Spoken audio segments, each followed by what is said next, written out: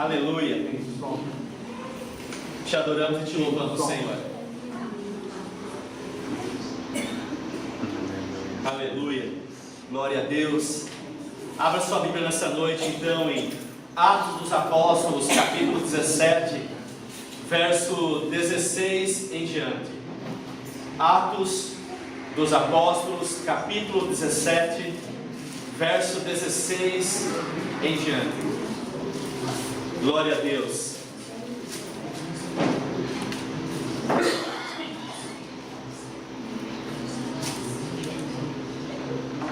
A palavra de Deus diz assim: e enquanto Paulo os esperava em Atenas, o seu espírito se comovia em si mesmo, vendo a cidade tão entregue à idolatria.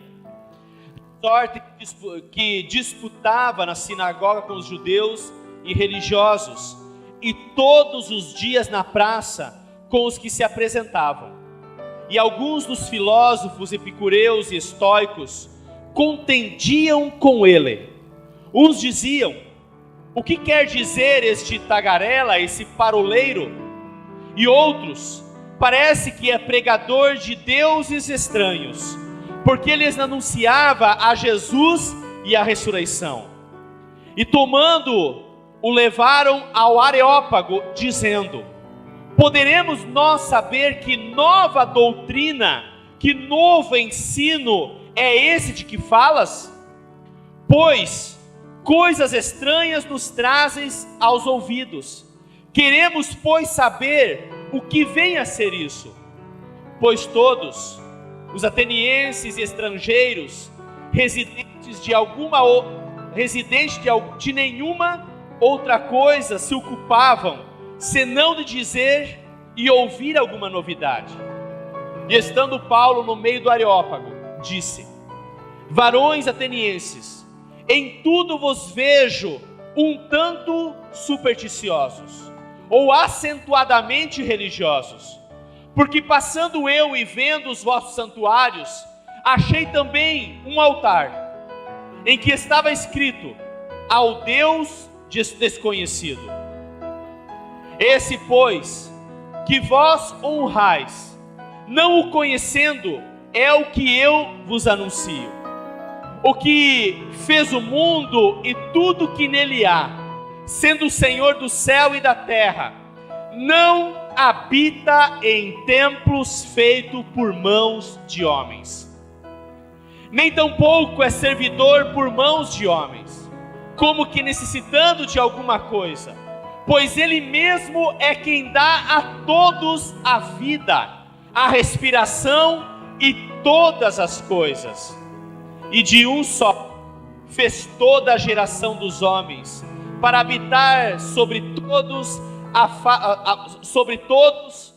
toda a face da terra, determinando tempos já antes ordenados e os limites da sua habitação, para que buscassem ao Senhor, se porventura tatuando o pudessem achar, ainda que não está longe de cada um de nós, porque nele vivemos e nos movemos e existimos, como também alguns dos vossos poetas disseram, pois somos também sua geração. Sendo nós, pois, geração de Deus, não havemos de cuidar que a divindade seja semelhante ao ouro, ou à prata, ou à pedra esculpida por artifício ou imaginação dos homens. Mas Deus, não tendo em conta o tempo da ignorância, anunciou agora a todos os homens, em todo o tempo, que se arrependam, porque tem determinado um dia, em que com justiça há de julgar o mundo, por meio do varão que destinou, e disso deu certeza a todos, ressuscitando-o dos mortos. E como ouviram falar da ressurreição dos mortos, uns escarneciam e outros diziam: acerca disso te ouviremos outra vez. E assim Paulo saiu do meio deles. Todavia, chegando alguns varões, e ele a ele creram, entre os quais estava Dionísio, o Areopagita, e uma mulher por nome Dâmaris, e com eles alguns outros. Pai, esta é a tua palavra, Senhor, palavra maravilhosa em nossas vidas, do qual nessa noite nós abrimos o nosso coração na tua presença. Sabemos, ó Deus, que por nós mesmos nada podemos fazer, mas que sim, estando nós ligados à videira verdadeira, ao Cristo, aí sim, Senhor, nós poderemos dar grandes frutos no Senhor. Pai, a nossa mente, o nosso coração está aberto para a tua palavra nessa noite, em nome de Jesus, amém e amém. Glória a Deus. Esse texto é um dos textos que mais eu me identifico. Eu gosto muito dessa passagem. Além de gostar muito da história, da biografia, da historicidade sobre o apóstolo Paulo, esse é um dos textos de que desde que eu me converti, desde que eu aceitei Jesus como Senhor e Salvador, é um dos textos que mais me chama a atenção. E esse texto do qual nós lemos, ele é um tanto quanto claro e objetivo na mensagem dele. Paulo está na sua segunda viagem missionária, por volta do ano 52 da era cristã. Haviam se passado 20 anos da morte e ressurreição de Jesus. E Paulo, cheio do Espírito, movido pelo Espírito, cheio da presença de Deus, ele ia de cidade em cidade, pregando esse evangelho, fundando igrejas para louvor e glória do Senhor. E aqui nesse texto, diz que ele chega numa cidade chamada Atenas. Atenas, para você ter uma noção, era a capital intelectual do mundo antigo. As artes, a literatura, a filosofia e a oratória de Atenas nunca foi superada desde o século V, século IV a.C. Atenas foi o berço da democracia, e nenhuma cidade da Grécia Antiga, nenhuma cidade helênica podia ganhar de Atenas. Atenas era a cidade de origem de grandes filósofos como Platão e como Sócrates, e a cidade adotiva também de Aristóteles, Epicuro e Zenon, filósofos do mundo antigo. Os filósofos epicureus, como nesse texto Paulo vai acabar se confrontando com eles. Os epicureus, eles eram materialistas e ateus, e os seus objetivos na vida eram apenas de sentir o prazer. Filósofos como os estoicos, que também Paulo, no 18, ele acaba se confrontando de certa forma nos seus argumentos filosóficos. Os estoicos, eles eram panteístas, ou seja, enquanto os epicureus, eles eram ateus, e o objetivo era sentir o prazer na vida. Os estoicos, eles eram panteístas, adorava-se todo tipo de divindade, e eles enfatizavam a disciplina e o domínio próprio. Enquanto os epicureus diziam, aproveite a vida, os estoicos diziam, aguente a vida. E Paulo, não só ele enfrentou a filosofia ateniense com o seu discurso, mas ele se deparou com uma diversidade religiosa. A Bíblia diz que Paulo, andando por Atenas, ele pôde contemplar vários altares a todo tipo de divindade, até mesmo o altar escrito bem grande, ao Deus desconhecido. A diversidade religiosa em Atenas era tão grande. Para você entender sobre isso, Pausânio, um dos escritores do tempo, desse tempo antigo, ele diz que haviam cerca de 30 mil estátuas a divindades nesse tempo em Atenas. Nas casas e nos prédios públicos, cerca de 30 mil estátuas. E Petrônio, afirmando de uma forma irônica, ele diz que em Atenas era mais fácil você encontrar um deus, uma divindade, uma estátua, uma divindade, do que você encontrar um ser humano. A religião grega disponibilizava de uma infinidade de divindades. Para você que entende ou conhece um pouco da mitologia greco-romana, a infinidade, o panteão, a diversidade de deuses do qual se adorava. Como por exemplo, o deus Apolo, era o deus do sol e da música. Diana, ou Ártemis, era a deusa da lua. Ares era o deus do trovão e da chuva. Ceres era a deusa da agricultura. Para esse panteão greco-romano, para cada área da tua vida, existia um Deus, existia uma divindade.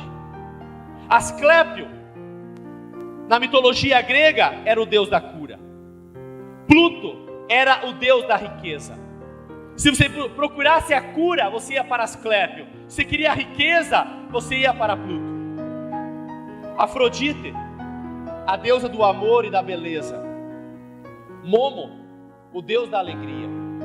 Dióscuros, o deus protetor dos marinheiros. Poseidon, o deus dos mares. Flora, a deusa das flores. Deméter, o deus da colheita. Vulcano ou Hefesto, o artista celestial. Para você entender um pouco de como era a mentalidade grega de deuses, e um homem chamado Paulo vai pregar diante disso. Por isso que a mensagem de Paulo, ao chegar na Grécia, ao chegar em Atenas, ele fala que eu vim apresentar a vocês esse Deus do qual é o Deus desconhecido, vocês não conhecem, mas eu tenho esse Deus para apresentar a vocês. E a mensagem de Paulo, algo que me encanta, é que ele é um tanto quanto breve e objetivo. Ele fala de Deus, que Deus é o Criador, que existe um Deus, que fez todas as coisas, que Ele é o autor da vida, que o homem foi criado para buscar a Deus, que a divindade não é um ídolo feito por mãos de homens, feito pela mentalidade ou pelo artífice, que Deus há de vir através de um homem, Jesus, para julgar os vivos, para julgar a todos, e que esse Jesus ressuscitou dos mortos. Uma mensagem que você lê na íntegra, cerca de 1 minuto.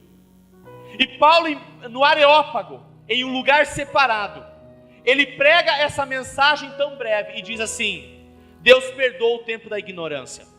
Ou seja, a partir de agora, vocês já não são mais ignorantes. Vocês sabem que existe um Deus, que é o autor da vida, que o homem foi criado para buscar a Ele, e que há de vir um dia por um homem que Ele ressuscitou dos mortos para julgar a todos. Essa era a mensagem de Paulo. Uma mensagem breve e objetiva, e diz: vocês já não são mais ignorantes a respeito disso. Alguns, diz a Bíblia, que seguiram ele. Outros escarneceram dele. Outros blasfemaram a respeito disso. Mas alguns seguiram ele. O que me encanta aqui é a brevidade da mensagem. Ele diz assim: vocês já sabem da verdade. Hoje nós queremos pregar e ensinar por A mais B, e por ponto esse e por ponto aquele, uma verdade. Enquanto Paulo passa por Atenas, e essa foi a mensagem dele. Os atenienses agora já não seriam mais julgados por uma ignorância, mas eles já sabiam de uma verdade. Havia aquela infinidade de divindades do qual eles adoravam, aquela infinidade de deuses do qual eles clamavam por cada área nas suas vidas. Precisamos de solução nos mares. Você ia navegar, então você clamava assim: ao Deus protetor dos marinheiros, a Dióscuros. Se você ia para uma cidade, e conforme a cidade também adorava, e tinha ali seus padroeiros e madroeiros. Se você chegasse na Filadélfia antiga, na cidade de Filadélfia, ali você ia encontrar o padroeiro chamado Dionísio, o deus do vinho, era o padroeiro da cidade. Se você chegasse em Laodiceia, o padroeiro de Laodiceia era Zeus, o filho de Cronos. Se chegasse em Corinto, Apolo era o padroeiro da cidade de Corinto. Se você chegasse em Atenas, a deusa Atena, que é a deusa da sabedoria, era a madroeira, a patrona de Atenas. E quando você olha para essa realidade do mundo antigo, não é muito diferente da realidade de que se vive hoje. Os atenienses tinham até um altar ao Deus desconhecido, no caso de não conhecerem ou terem se esquecido de alguma divindade. Então ali, se Pausânio diz que existiam cerca de 30 mil estátuas de deuses e deusas pela cidade de Atenas, tanto eram os milhares de deuses que existiam na cidade. Então, além de todas as milhares de deuses, tinha que ter um altar ao Deus desconhecido, no caso deles esquecerem de algum, ou terem deixado de algum Deus de fora. E o pior é que nós podemos olhar para esse mundo antigo, nessa historicidade, e acharmos isso um certo absurdo. Você olha para uma cidade cheia de deuses, cheia de estátuas, cheia de ídolos, como Paulo diz, construído pela mente de um artífice, construído por obras da mão de um homem. Ele diz assim ainda: Deus não está alojado, Deus não se encontra em lugares ou templos construídos pela mão do homem. Por quê? Em 1 Coríntios 3,16 a Bíblia diz que o Espírito de Deus habita em nós. Não existe mais templo para a morada de Deus. Hoje nós somos a morada de Deus. Esse lugar que nós nos encontramos é apenas um lugar para nós nos congregarmos como igreja, mas esse lugar não é igreja. Igreja é o corpo de Cristo, igreja são pessoas. Quando eu entro aqui, quando 2 ou 3 pessoas começam a entrar nesse lugar, então esse lugar, por causa de pessoas, se torna igreja. Mas é apenas um lugar, porque o Espírito de Deus não habita no lugar, habita em nós. E Paulo, ao andar por Atenas, ele contempla isso. E hoje, não diferente do tempo de Paulo, também acontece quando nós andamos por aqui ou por ali. Se tinha um altar ao Deus desconhecido, quando você olha para o dia 1º de novembro, é comemorado o dia de todos os santos. É quase como se colocar no dia 1º de novembro um altar ao Deus desconhecido. No caso de esquecer ou não dar para colocar um Deus ou um intercessor naquele dia, então o dia 1º de novembro é o dia de todos os santos. Não esquece de ninguém. Naquele dia entra todos. Quando nós olhamos para o tempo de Paulo, algumas coisas nos admiram. Tanta divindade, tantos patronos, madroeiras, sobre cidades, e divindades aqui e divindades ali. E o nosso mundo de hoje não é diferente. E eu quero te levar a um entendimento maior sobre isso. O patrono de Pato Branco é São Pedro. O patrono ou a madroeira de Francisco Beltrão é Nossa Senhora da Glória.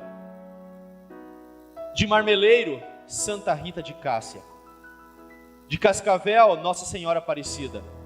De Curitiba, Nossa Senhora da Luz. De Nascença, Nossa Senhora da Salete. E cada dia do ano, você tem uma semidivindade de forma intercessória. O site da Canção Nova diz que a Igreja Católica já canonizou 20 mil santos. 20 mil santos. Temos 365 dias no ano. Então, cada dia do ano, se você pegar um calendário católico, vai ter para cada dia do ano, tem um intercessor. Vai ter ali um. Então, no dia 1º de novembro, não cabe os 365 dias, os 20 mil canonizados pela Igreja Católica, ditos como santos.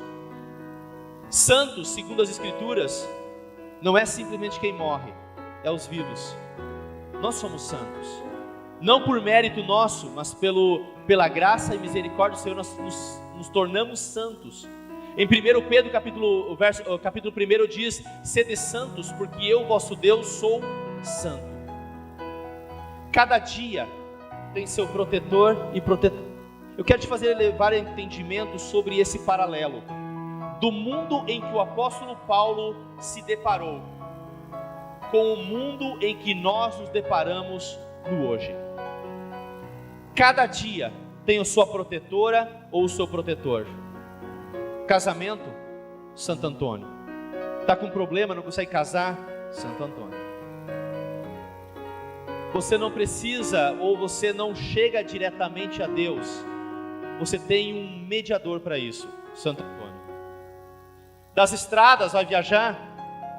São Cristóvão. Dos trabalhadores, São José. Dos amantes, tem dos amantes, São Rafael. Da dona de casa, Santa Ana. São Jorge é o santo guerreiro, que já foi excomungado pela Igreja Católica. A Igreja Católica reconheceu que São Jorge nunca existiu. Das causas perdidas, São Judas Tadeu. Dos pobres e endividados, Santa Edviges. E como eu disse, o site Canção Nova já canonizou 20 mil santos. Madre Teresa de Calcutá foi canonizada santa. E foi uma mulher com respeito em vida. Mas isso não quer dizer que ela, sendo canonizada, ela intercede por nós. E não só no catolicismo romano, não só na Grécia Antiga, mas também na religião iorubá, o candomblé, tem os seus orixás que seguem a mesma linha. Ogum é o deus da guerra, figurado pela imagem de São Jorge. Xangô é o deus da justiça. Exu é o mensageiro dos deuses. Oxalá é o Deus de todos os deuses. Oxalá é interessante que é uma palavra que originalmente era árabe, Inshallah, que significa queira Alá, que quando chegou aqui no Brasil se misturou com a religião iorubá e se tornou Oxalá, e do qual agora entra o Deus de todos os deuses. Quando a pessoa diz Oxalá, ela quer dizer queira Alá, o Deus dos muçulmanos. E nesse caso aqui, agora misturou o Deus da religião iorubá, do candomblé, com os muçulmanos. Iemanjá é a deusa dos mares e do casamento. Oricá, Ogô, é o deus da agricultura. Está com problema na agricultura? Procura esse deus no candomblé. Realmente nós vivemos num mundo que não é diferente de Atenas.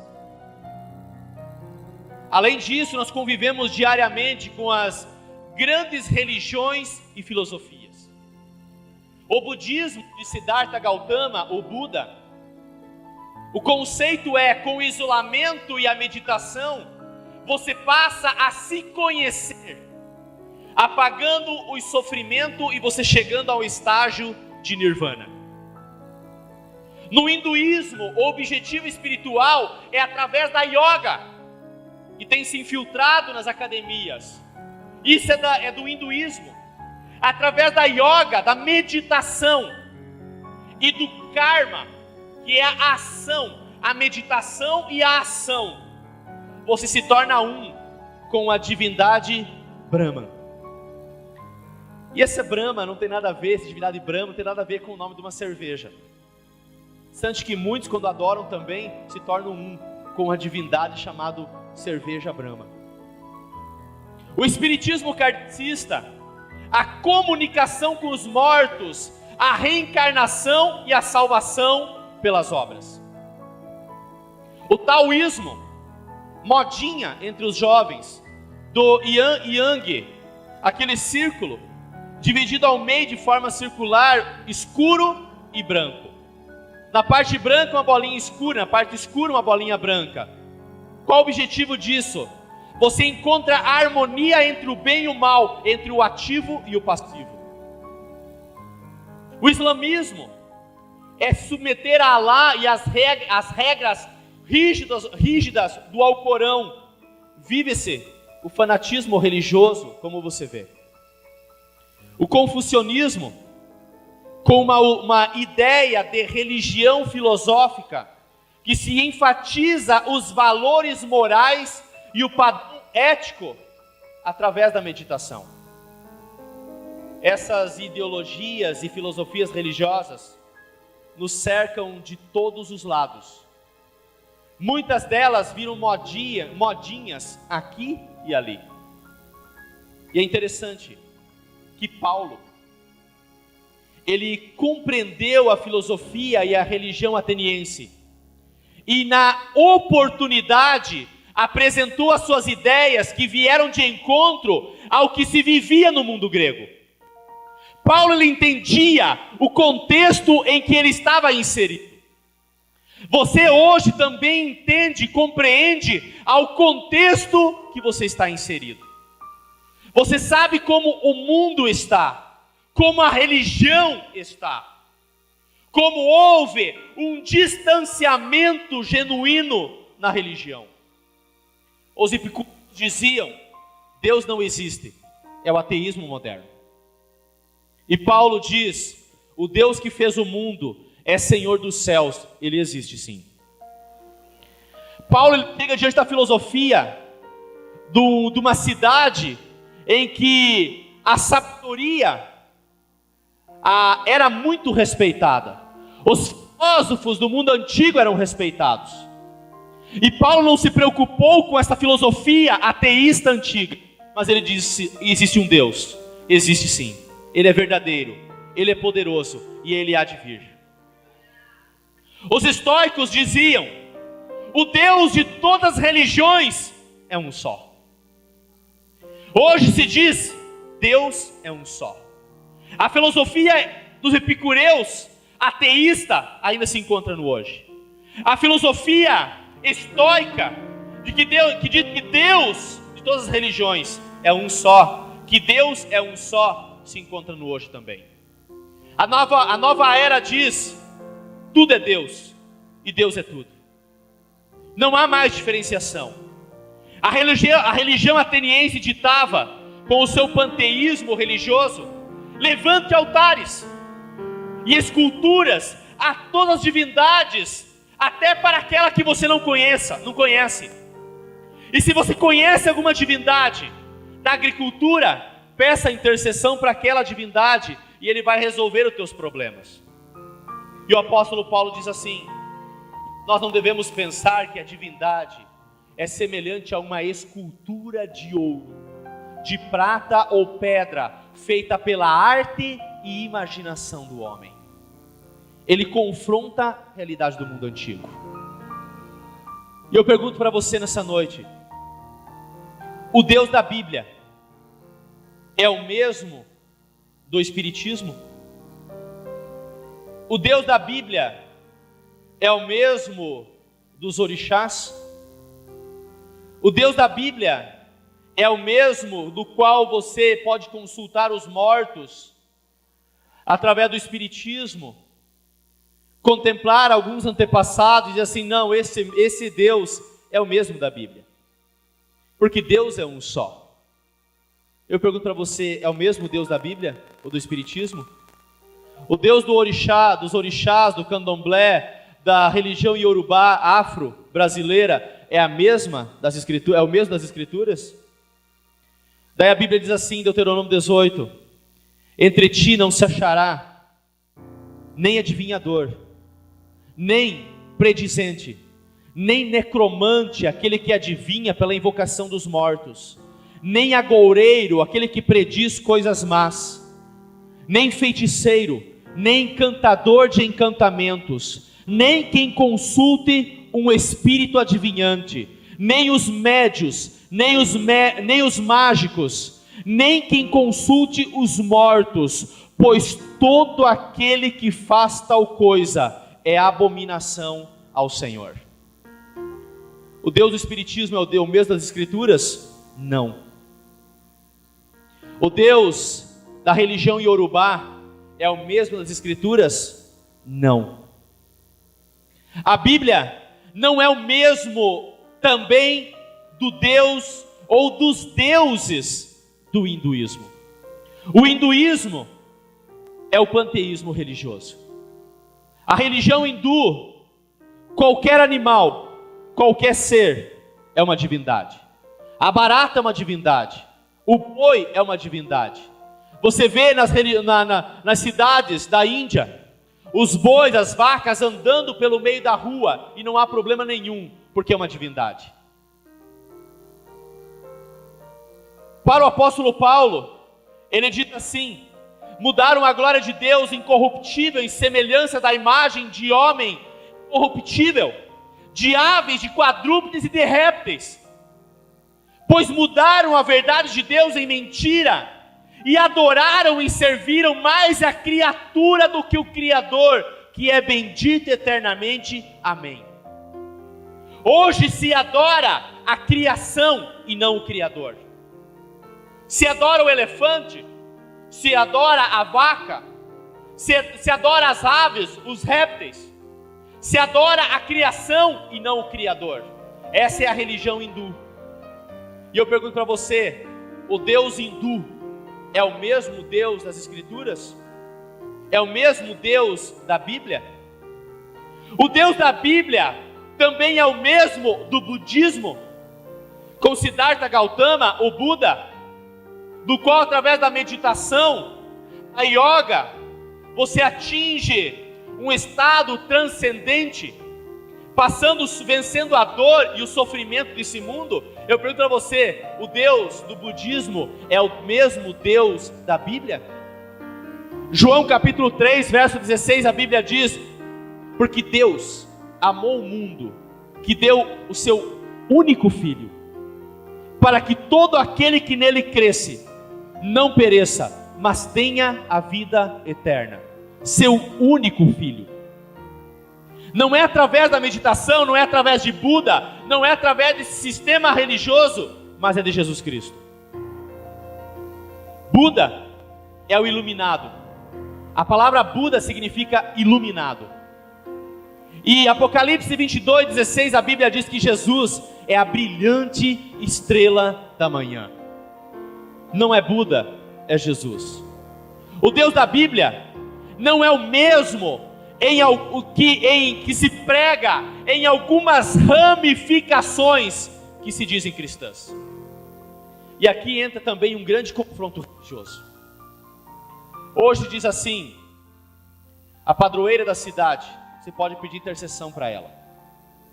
Hoje, eu não sei qual é o dia, de qual santo é o dia de hoje, mas esse santo pode interceder por você, segundo essas ramificações cristãs.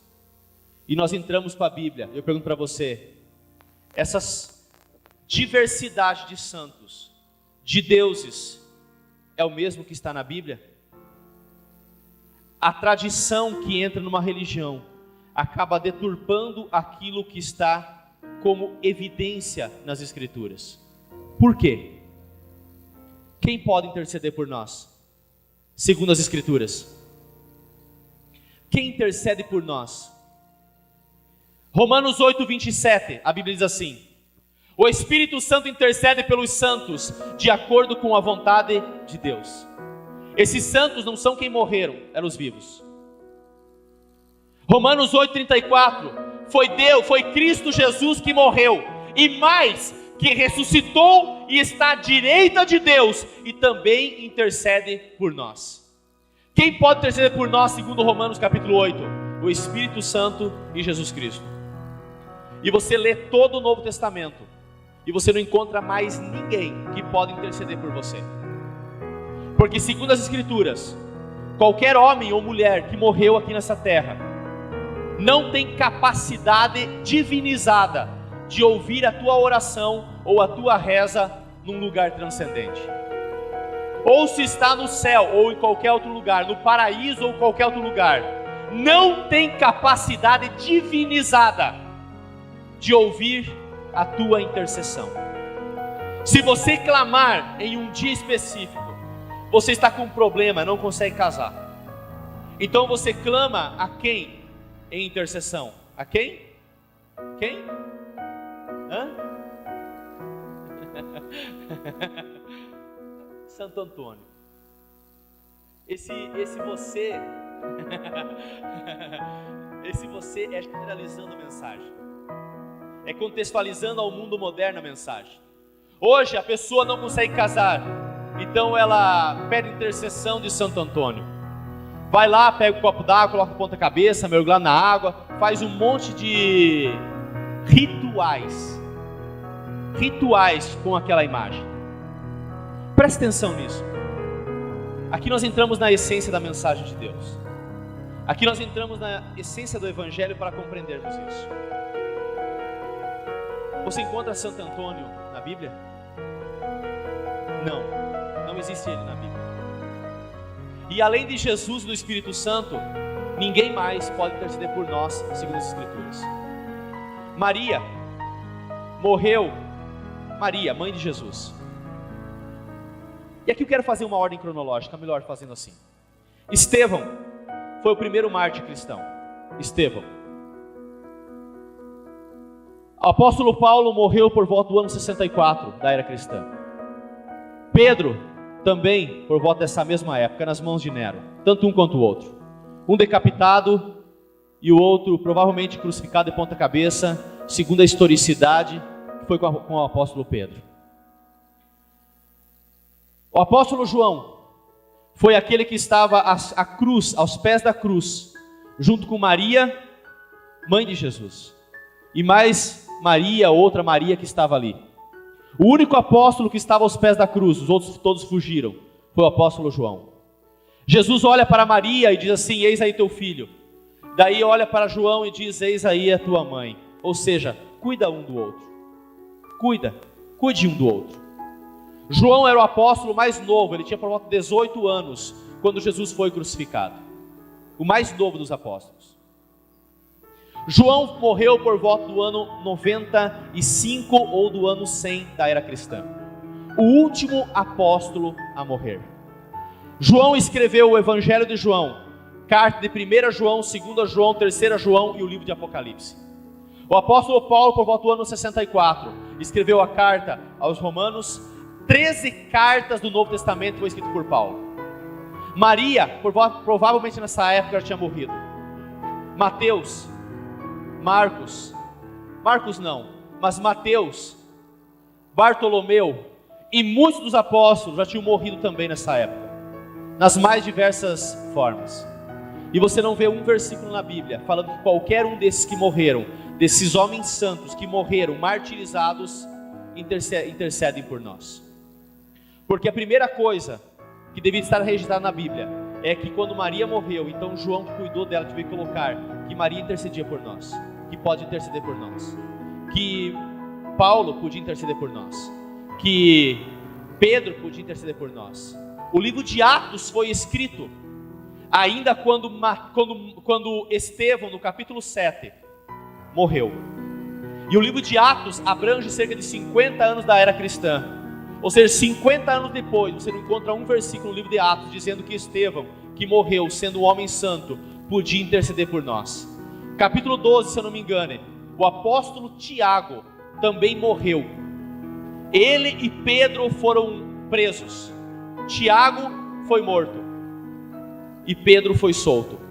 E você não vê um versículo na Bíblia falando que Tiago poderia interceder por nós. Por quê? Porque a Bíblia, em lugar nenhum, não importa se está vivo ou se está morto, Deus, ele não divide, Deus, ele não dá uma parte daquilo que é divindade para ninguém no ser humano.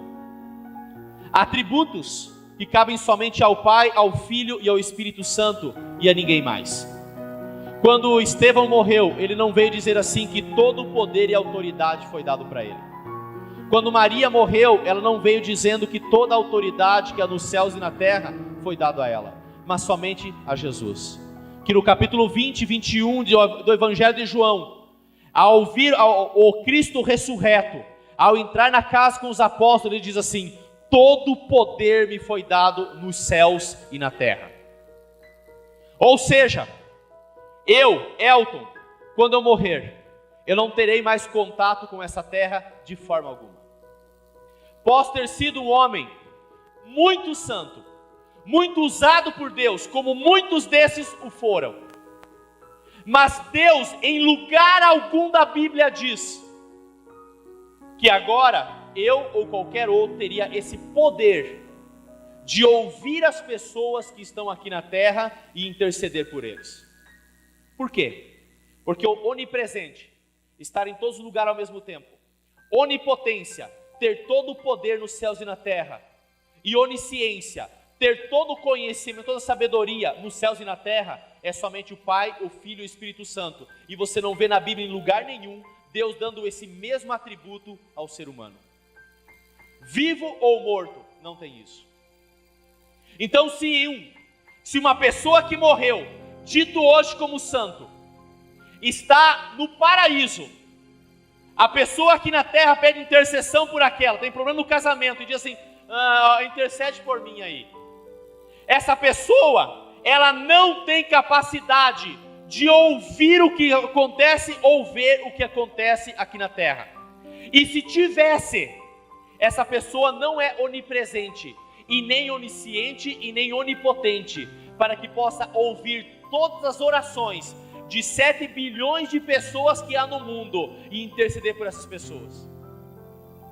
Uma mulher um dia falou assim, quando foi entrevistada, ela disse assim: pastor, eu tenho pedido intercessão para aquele santo que morreu, que ele é pouco conhecido, então ele tem poucas rezas para interceder. E o pastor falou assim: você realmente crê nisso? Ou seja, aquela pessoa, aquele santo, ele está um pouco desocupado, ele tem menos trabalho, então ele vai responder com mais rapidez a intercessão, o pedido de oração, de reza daquela pessoa. Segundo as Escrituras, há como crer nisso? Segundo a palavra de Deus, tem como crer nisso? 1 Timóteo capítulo 2, verso 5: há um só Deus e um só mediador entre Deus e os homens, Jesus Cristo. Há um só Deus e um só mediador. O Concílio Vaticano I ou II disse que Maria tem poder de mediadora entre Deus e os homens. Como? O concílio, não as Escrituras. O concílio de homens dá autoridade divinizado a pessoas que morreram, quando as Escrituras não dão essa autoridade. E o nosso propósito é nos voltarmos para a Bíblia, aquilo que é único e suficiente para a nossa vida de regra e fé. João capítulo 14, verso 6, respondeu Jesus: eu sou o caminho, a verdade e a vida, ninguém vem ao Pai a não ser por mim. Para chegar aos céus, a Deus, é através de Maomé, é através do Islã, é através do hinduísmo, é através do espiritismo? Não, é através de Jesus. Ele é o único mediador, ele é o único caminho para chegar a Jesus, aos céus, ao paraíso. O caminho é Buda, a verdade é Buda, a vida é o hinduísmo, é o Deus Brahma, é o Deus Vishnu. João 8,31, e conhecereis a verdade, e a verdade vos libertará. Há uma verdade nos evangelhos. Jesus olhava para o seu contexto de realidade da época, inserido a um judaísmo fechado, religioso, mas em um mundo onde rodava um panteão greco-romano, divindades no Egito, divindades na Ásia Antiga, divindade para os lados da Índia, divindades rodando todo esse mundo. E Jesus diz: e conhecereis a verdade. Que verdade é essa? Eu sou o caminho, a verdade e a vida. Há uma verdade que nós encontramos na palavra de Deus, encontramos somente em Jesus Cristo. Paulo lhe teve sabedoria e ousadia para confrontar os atenienses. Hoje nós não podemos olhar para as Escrituras, olhar para a Bíblia e nos contentarmos também com esse mundo em que nós vivemos. Divindades intercessórias em todo lugar. Todo dia é o dia de uma divindade. Em todo lugar que você olha, tem uma religião que diz que te leva para o céu, que diz que te leva para uma verdade. Mas nós conhecemos uma verdade que tem nos liberto, que tem nos levado para o vivo, para o novo caminho. Hoje se diz, religião não se discute. E para Paulo, esse não era um argumento plausível. Porque ele chegou diante de uma filosofia antiga, dos caras mais sábios na filosofia, os mais sábios em religião. Ele diz assim: religião se discute sim. Porque eu vim aqui para falar de um Deus do qual vocês não conhecem. Vocês têm um altar para ele, mas vocês não conhecem. O mundo diz: religião não se discute. A pessoa que diz que a religião não se discute é porque ele não tem argumento na sua religião para discutir a sua religião. Mas quando se tem argumento para discutir a religião, discuta a religião. Por quê? Por quê? Porque eu não tenho como ficar calado diante disso. Porque o livro de Ezequiel diz: se você ver alguém perdido, indo para o caminho da perdição, e você não anunciar a verdade, o sangue daquela pessoa, se ela morrer, eu vou requerer da tua mão. Há uma verdade em nós que não tem como olhar para esse mundo e ficarmos quietos. Nós devemos levar o Evangelho para a nossa Atenas moderna. A nossa Atenas, onde vive-se esse panteão religioso. A nossa Atena filosófica, ateísta. A nossa Atena divinizada de hoje. Nós devemos sim levar o Evangelho para a Atenas do hoje. A Bíblia diz que esses homens filósofos, pegaram Paulo e levaram para o Areópago. O Areópago era o templo ao deus Ares, do qual havia se tornado um lugar onde os filósofos discutiam os últimos assuntos do momento. A Bíblia diz no texto que nós lemos, de Atos 17, que os atenienses, que os filósofos, eles não queriam saber a não ser outra coisa do que as últimas novidades da época. Paulo foi chamado de tagarela. Tagarela era uma gíria ateniense para charlatão. Mas ele não se calou. Podem até zombar de nós. Mas uma coisa é certa: eu não me envergonho do Evangelho, porque é o poder de Deus para a salvação de todo aquele que crê. Abra a tua boca para falar de um verdadeiro Cristo, de um verdadeiro Deus. Mas pastor, vão zombar de mim. Não me envergonho do Evangelho, porque é o poder de Deus. Você está inserido em uma Atenas, na tua família, no teu trabalho, na cidade onde nós moramos, que tem uma padroeira, e embora não exista padroeira, porque padroeira é padre, é pai, não existe padroeira, é madroeira, do qual todos os dias há um intercessor ou uma intercessora. Você está inserido em uma Atenas moderna, do qual não é tempo mais de nós nos calarmos, mas anunciarmos o Cristo, de não nos escondermos, de não nos envergonharmos do Evangelho, mas pregarmos a verdadeira graça de Deus. O apóstolo Paulo, esse mesmo que pregou nessa Atenas, do qual não se envergonhou, do qual confrontou, mas pastor, o lugar que eu estou inserido, tem muitos ateus ali. Paulo também chegou nisso. Tem muitos filósofos modernos. Paulo também se confrontou com isso. Tem muita religião. Paulo também se deparou com isso. Ele diz assim em Filipenses 1,16: eu me encontro para a defesa do Evangelho. Paulo se encontrava para defender o Evangelho. Por isso que o argumento daquele que não sabe nada da sua religião é dizer o quê? Religião não se discute. Mas quando você se encontra para a defesa do Evangelho, opa, calma, não é bem assim, deixa eu discutir sobre isso, deixa eu falar sobre isso. Hoje o mundo diz, Deus é um só, e a Bíblia diz, existe um Deus só, o Pai de Jesus Cristo.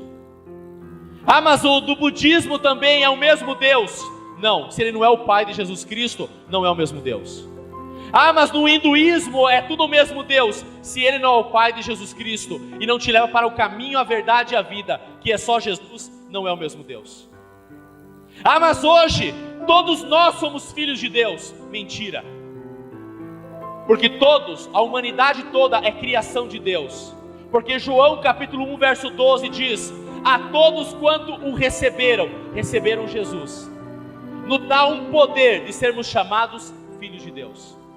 Filho de Deus se torna através de Jesus Cristo. Se não tiver Jesus Cristo, não é filho de Deus. Pastor, mas o mundo diz que todo mundo é filho de Deus. Mas a Bíblia diz que o Espírito de Deus testifica com o nosso espírito que nós somos filhos de Deus. E eu pergunto, como que o Espírito de Deus testifica para um budista que ele é filho de Deus? Como que o Espírito de Deus testifica para um espírita que está indo contra o que está na palavra, de que ele é filho de Deus? Como que é filho de Deus alguém que não tem Jesus como seu único e suficiente Salvador? Se a Bíblia diz em João capítulo 1 verso 12, é Bíblia, que ao eu receber Jesus, Ele me dá o poder de eu me tornar filho de Deus, como que eu posso dizer que um muçulmano é filho de Deus, se ele não aceita Jesus? Como que eu posso dizer? O mundo quer colocar esse panteão e dizer assim, não, Deus é um só, nova era, tudo é Deus, Deus está em tudo e tudo é Deus. E nós vamos olhar para isso e deixar essas coisas assim mesmo? E Paulo diz, eu me encontro para a defesa do Evangelho. 2 Timóteo 2,15. Procura apresentar-te a Deus aprovado, como obreiro, que maneja bem da palavra da verdade e não tem do que se envergonhar. O que é um obreiro? O que é um obreiro? Ah, o obreiro é aquele que atende na porta, na recepção, ele é o obreiro. Segundo Paulo, não. Obreiro é aquele que maneja bem a palavra da verdade e não tem do que se envergonhar. Obreiro é aquele que se apresenta a Deus aprovado, não para os homens, porque para os homens nós podemos nos fazer uma aparência, um exterior, mas a aprovação tem que ser diante de Deus, e a aprovação diante de Deus se confirma em alguém que maneja bem a palavra da verdade e não tem do que se envergonhar. Quando o mundo te confronta no teu cristianismo, você se envergonha ou você maneja bem da palavra da verdade? Judas, verso 3, não é o mesmo Judas, esse Judas é o meio-irmão de Jesus. Judas, verso 3 diz assim, amados, tive por necessidade escrever-vos e exortar-vos a batalharem pela fé. Batalhar pela fé. Você tem batalhado pela fé? Você tem defendido a fé? Você tem manejado bem da palavra da verdade? Você tem sim descoberto no Evangelho e não tem se envergonhado dele? 1 Pedro capítulo 3 verso 15, olha só o que diz: estejam sempre, diga comigo assim, sempre o que? Olha só, preparados para responder a qualquer pessoa que lhes pedir a razão da esperança que há em vocês. Está preparado para responder para qualquer um? Para aquele teu professor ateu, dentro de uma filosofia estoica? Você está preparado para responder para aquele que chega para você com filosofia panteísta? Não, Deus é tudo, Deus está em tudo, todos nós somos filhos de Deus. Um dia eu estava num bairro em Pato Branco evangelizando, pegando folheto, e eu cheguei, a primeira coisa que a pessoa me falou: todos nós somos filhos de Deus. Você dá aquele sorrisinho.